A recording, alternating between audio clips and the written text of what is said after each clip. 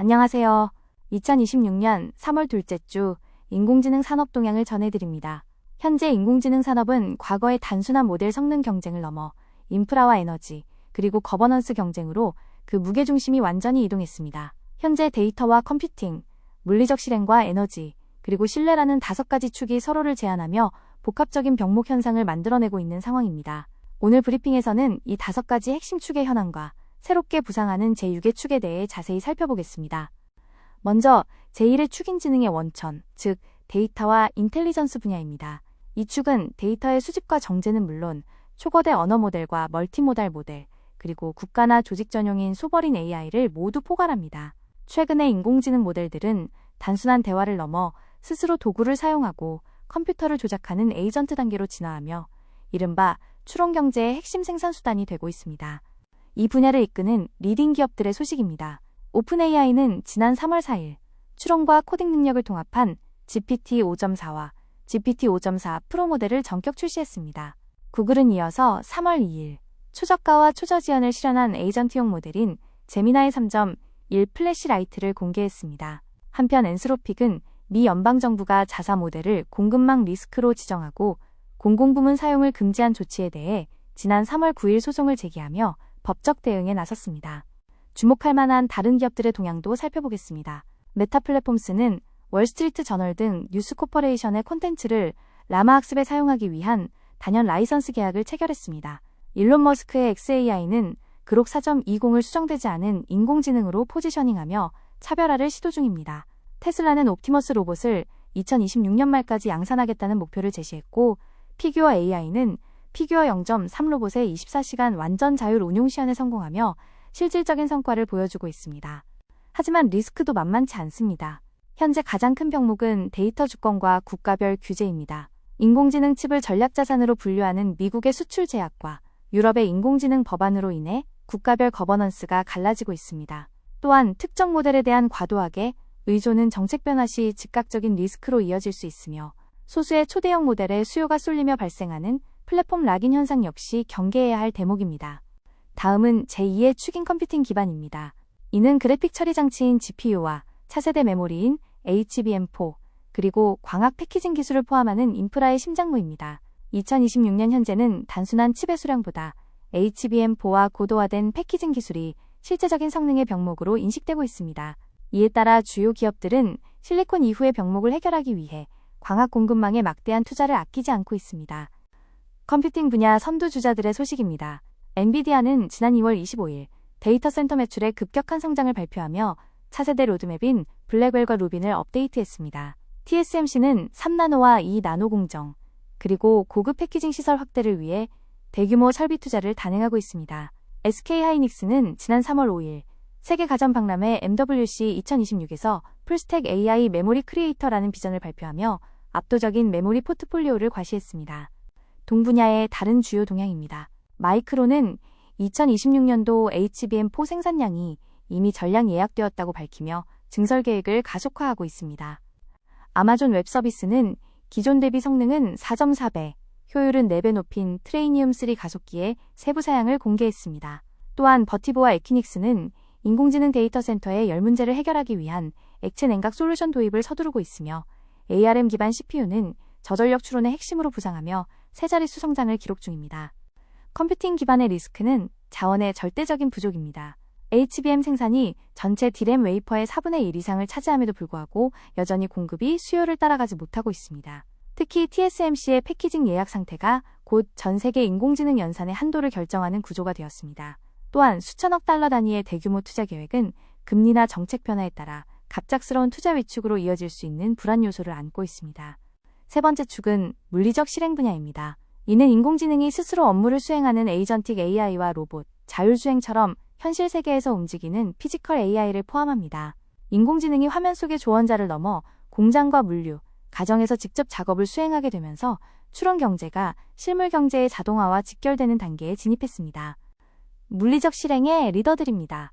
엔비디아는 학습과 시뮬레이션, 추론을 통합한 로보틱스 전략을 발표하며 생태계 확장에 나섰습니다. 테슬라는 공장에서 기본 작업을 수행 중인 옵티머스 3세대 로봇의 연간 100만 대 생산 목표를 언급했습니다. 피규어 AI는 무감독 자율 운용 시연을 통해 로봇의 연속 작업 능력을 입증했으며 ARM은 로봇과 자동차를 아우르는 피지컬 AI 사업부를 신설해 본격적인 시장 공략에 나섰습니다. UiPath는 에이전트의 보안과 신뢰성 표준인 AIUC1 인증을 최초로 획득하며 기업용 자동화 확산의 기반을 마련했습니다. 마이크로소프트는 조직 내 에이전트 활동을 감시하는 보안 대시보드를 공개했고, 엔스로픽은 실제 업무용 에이전트 허브인 코워크 서비스를 강화했습니다. 구글 또한 초고속 저비용 모델인 플래시라이트를 통해 대규모 에이전트 운영을 지원하고 있습니다. 물리적 실행의 리스크는 안전과 책임의 문제입니다. 로봇이나 자율 에이전트가 오작동했을 때 법적 책임 소재가 여전히 불명확합니다. 또한 서비스 장애가 발생할 경우 비즈니스 연속성이 훼손될 위험이 크며, 대규모 자동화로 인한 숙련 노동의 대체와 일자리 감소에 따른 사회적 반발은 산업 확산에 큰 걸림돌이 될 수 있습니다. 네 번째 축은 지속 가능성, 즉 에너지 인프라입니다.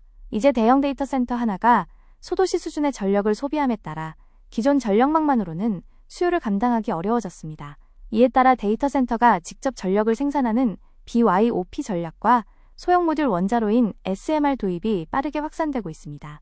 에너지 분야의 주요 소식입니다. 블룸에너지는 브룩필드와 최대 50억 달러 규모의 파트너십을 맺고 데이터 센터용 연료전지 공급을 확대하기로 했습니다. 버티브는 모듈형 전력 인프라와 자금 조달을 결합해 데이터 센터의 확장을 돕고 있습니다.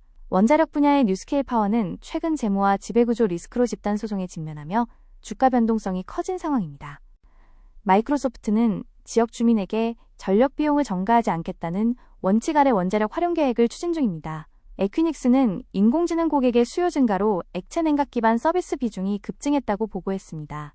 블룸에너지는 장기 전력 공급 계약을 통해 역대 최대 수준의 주문 잔고를 기록하고 있으며, 블랙록 등 주요 투자사들은 인공지능 에너지 주식을 빅테크보다 유망한 투자처로 지목하고 있습니다.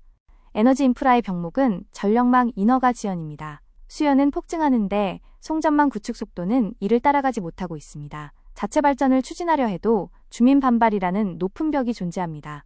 또한 SMR과 같은 원자력 프로젝트는 규제 승인과 비용 초과 리스크가 크며, 액체 냉각 기술 역시 표준화와 운영 인력 부족이라는 문제를 안고 있습니다. 다섯 번째 축은 신뢰와 성장 분야로 인공지능 거버넌스와 보안을 의미합니다.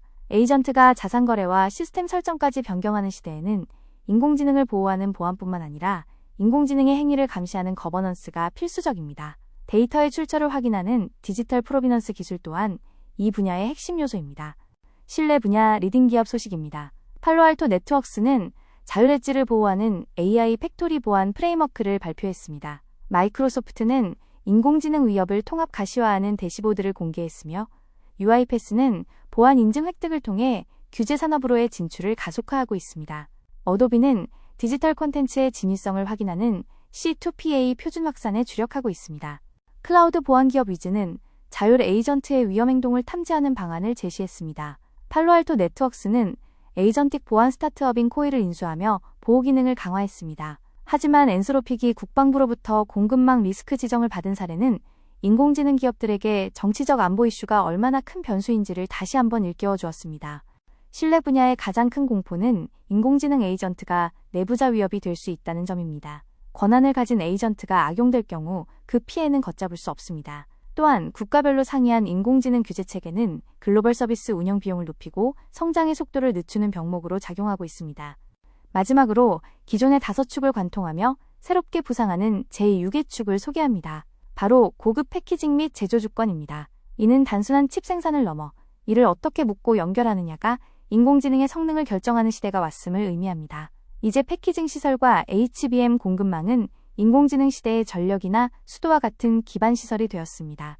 이 분야에서 TSMC는 2026년까지 패키징 용량을 4배로 확대하며 연간 100만 웨이퍼를 처리하는 패키징 메가팩토리를 구축 중입니다. SK하이닉스와 삼성전자는 HBM4를 통해 메모리 중심의 새로운 패키징 구조를 제안하고 있습니다. 또한 ASML과 브로드컴 등은 광 패키징 기술을 통해 데이터 연결의 병목을 해소하려 노력하고 있습니다. 제6의 축이 중요한 이유는 이것이 이제 지정학적 문제로 발전했기 때문입니다. 앞으로는 단순히 데이터 센터를 보유하는 것을 넘어 자국 내의 패키징 라인과 HBM 공급망을 얼마나 확보하고 있느냐가 국가 인공지능 주권의 핵심 변수가 될 것입니다. 결론적으로 2026년의 인공지능 시장은 모델 자체의 지능만큼이나 그 지능을 뒷받침하는 물리적 토대가 중요해진 시기입니다.